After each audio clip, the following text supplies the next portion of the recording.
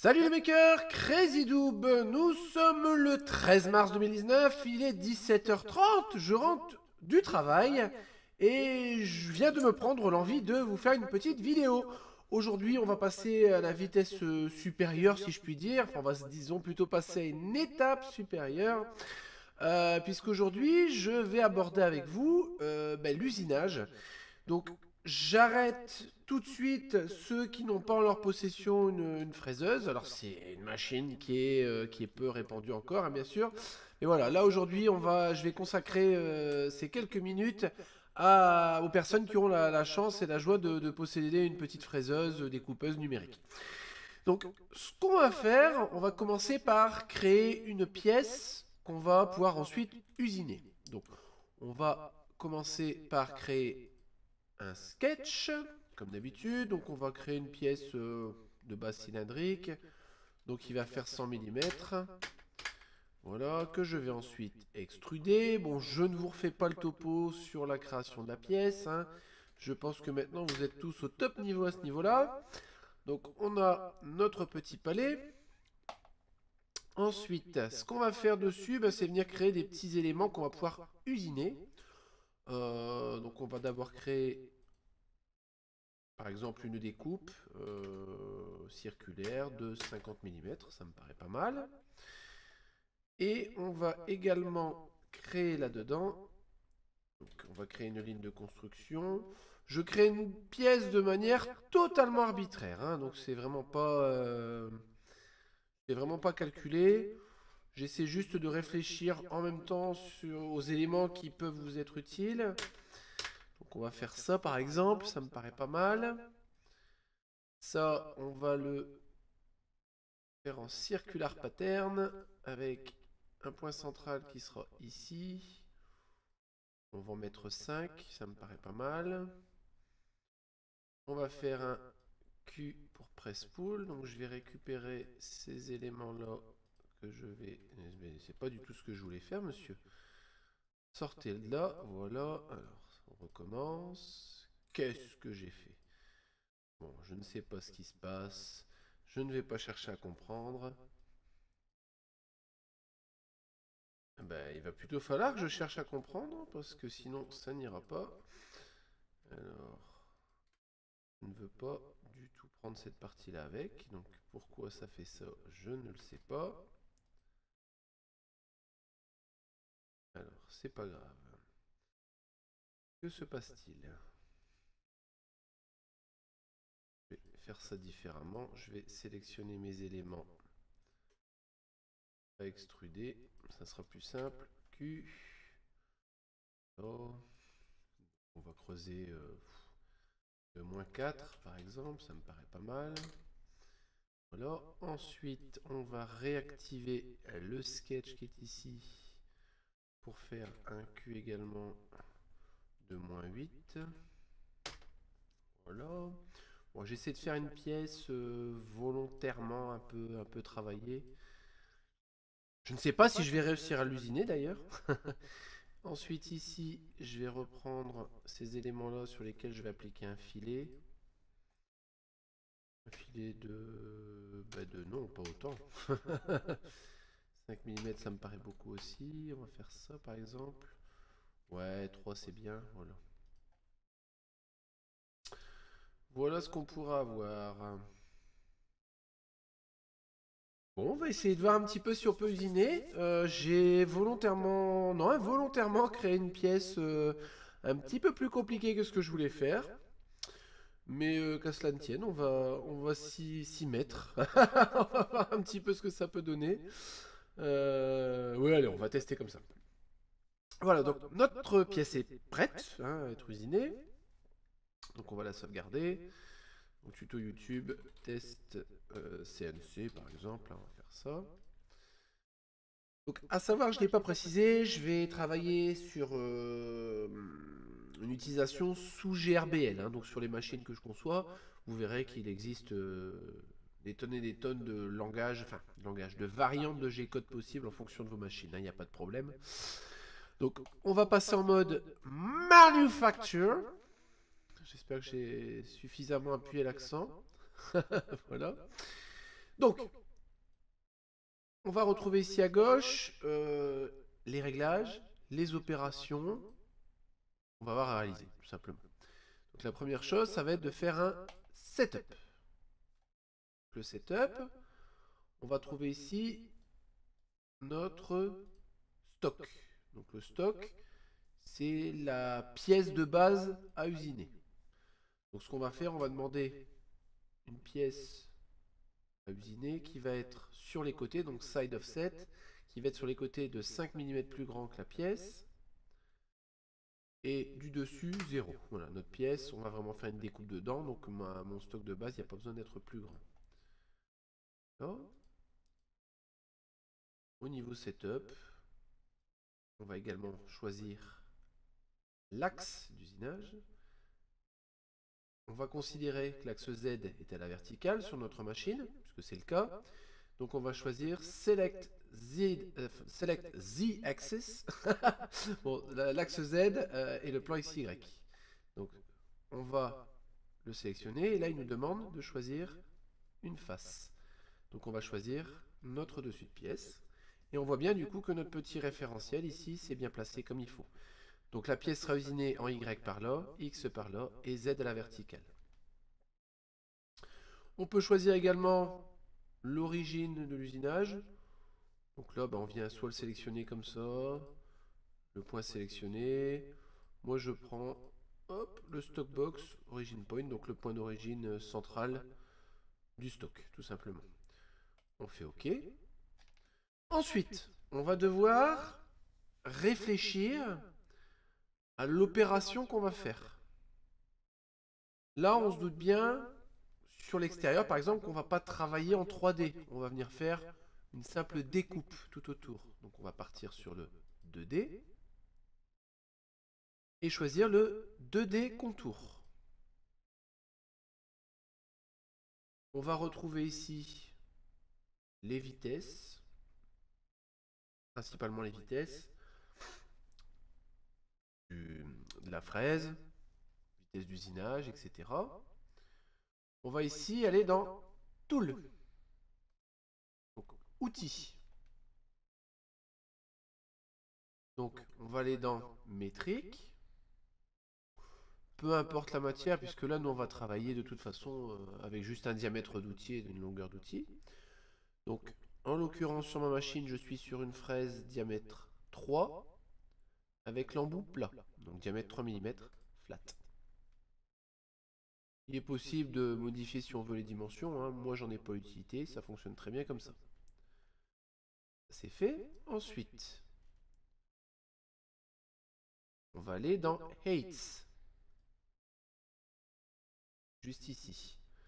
On voit que le bas de notre pièce se retrouve au-dessus de notre... Enfin, le bas de notre stock, donc de notre pièce à usiner, se retrouve au-dessus de la forme qu'on va usiner. Donc on va choisir la bottom 8, donc la hauteur du dessous, comme modèle bottom. Et on a bien le bottom ici qui arrive en dessous de la pièce. On a les distances de dégagement, etc. d'outils si on veut, hein, c'est-à-dire qu'entre chaque mouvement, la fraise va remonter, etc. Donc ça correspond un petit peu à toutes ces hauteurs-là. On peut ici choisir également le nombre de passes, si on veut. Donc on va aller ici, en fait, tout simplement, dans le Roving Passes. Donc là, ils nous disent la passe maximum qu'on peut tolérer. Donc là, on a une pièce de 10 mm, je vais le faire en 2 passes, donc passe de 5 mm.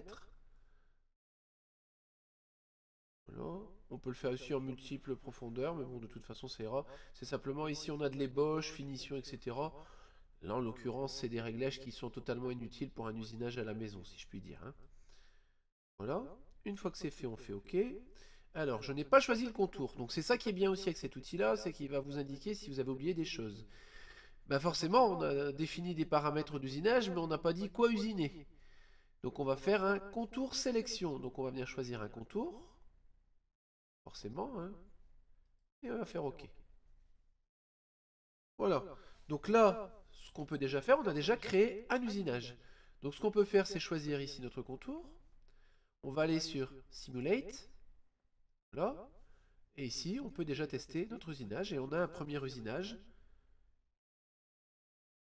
qui est correct. Donc à savoir par contre que j'ai dû me tromper au niveau du nombre de passes. Je pense qu'il fait passe d'ébauche et passe de finition et non pas en hauteur. Donc c'est pas très grave, on retourne sur passes, donc on va enlever ça et on va le faire en multiple depth. Et ici on va mettre 5 mm.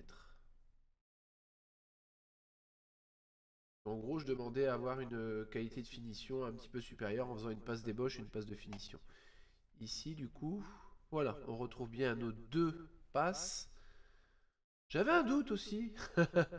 Et maintenant, si on essaye, on voit qu'on a une première couche, hop, et une seconde couche. Et c'est effectivement ce que je souhaitais. Ensuite, on va venir usiner ces éléments-là. Là, bah, on voit bien c'est de la 3D. Hein. Donc on va faire un pocket cleaning. On va choisir un outil, donc bah, ce sera le même, forcément. On va continuer, géométrie. Le contour, bon, on n'a rien à changer ici. Ici, on n'a rien à changer non plus. Voilà.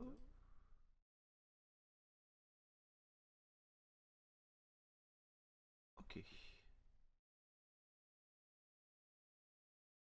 Donc, à savoir qu'il nous a pris tout l'intérieur, mais également l'extérieur. C'est pas forcément ce que je voulais.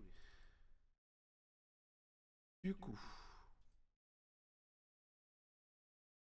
on va partir sur sélection. Et on va venir choisir. Alors, soit on trouve un élément complet, soit je vais faire ça.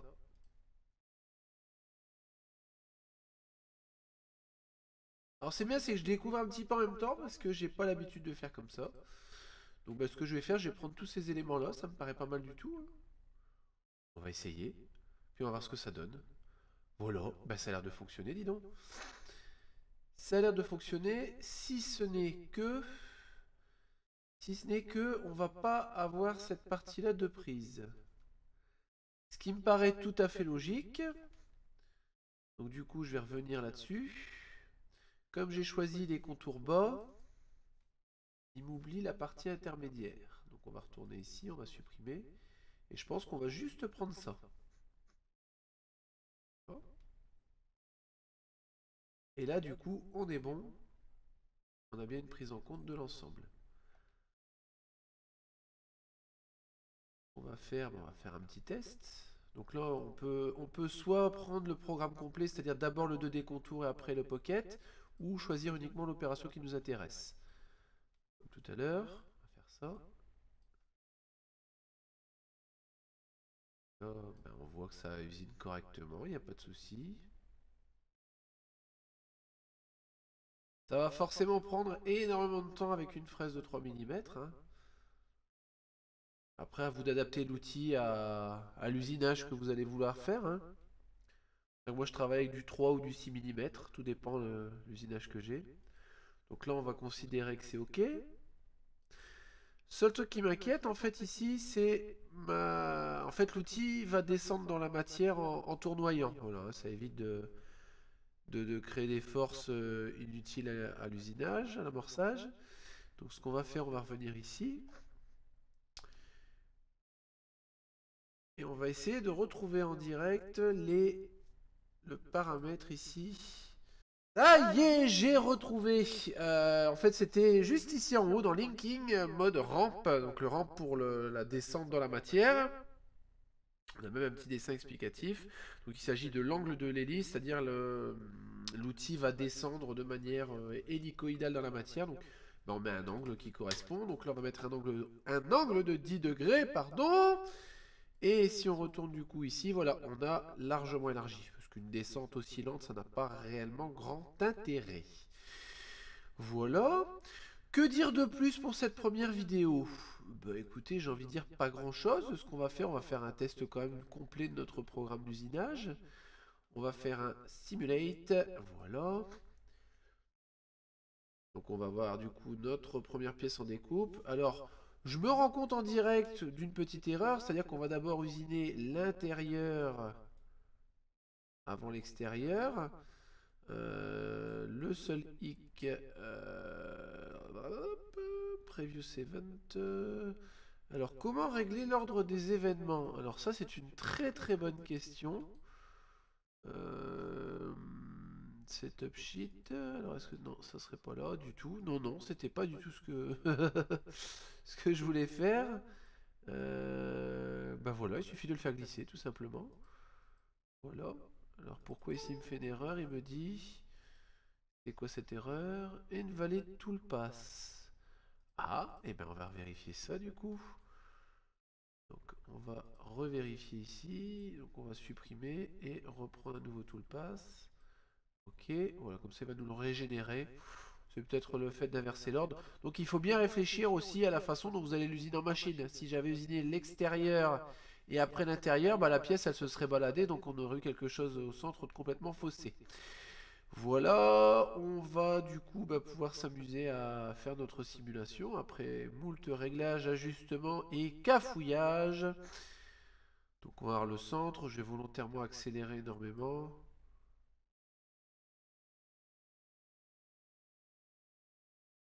Voilà, donc on voit qu'il n'y a pas de souci. On arrive proche de la fin de la première opération, donc je vais le ralentir un peu. Donc on a ici le petit timeline, hein. La timeline d'ailleurs. Voilà, et maintenant on va venir usiner l'extérieur pour libérer la pièce.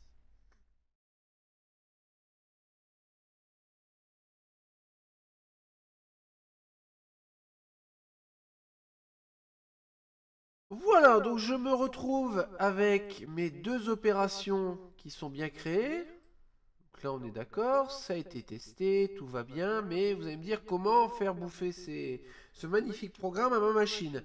Vous allez voir que c'est très simple, on va aller dans Setup, faire un clic droit et cliquer sur Post-Process. Ici on va choisir le type de machine, en fonction justement de votre machine. Moi en l'occurrence je suis sous GRBL. Le dossier de sortie, test CNC. Le nom de programme, on va faire original, test CNC. On va cliquer sur poste. Enregistrer. On le laisse mouliner. Et voilà, c'est terminé. Un petit tour sous Universal G-Code Sender pour voir le résultat. Donc on charge le test.nc qu'on vient de créer. On va aller sur Visualise. Et là, au miracle, aux merveilles, aux joies, on retrouve le fichier qu'on vient de créer, donc avec l'usinage central et le contour. Voilà, j'ai survolé le sujet. Malgré ce survol, vous avez normalement les clés en main déjà pour faire vos premiers usinages. Il y aura peut-être quelques petits peaufinements à faire, mais bon voilà, ça vous donne une base déjà à mon avis largement suffisante pour débuter. Si vous avez des questions, des commentaires, comme d'habitude, ça se passe juste en dessous. Likez, partagez, parlez de nous autour de vous, abonnez-vous. Et je vous dis à bientôt pour de nouvelles vidéos.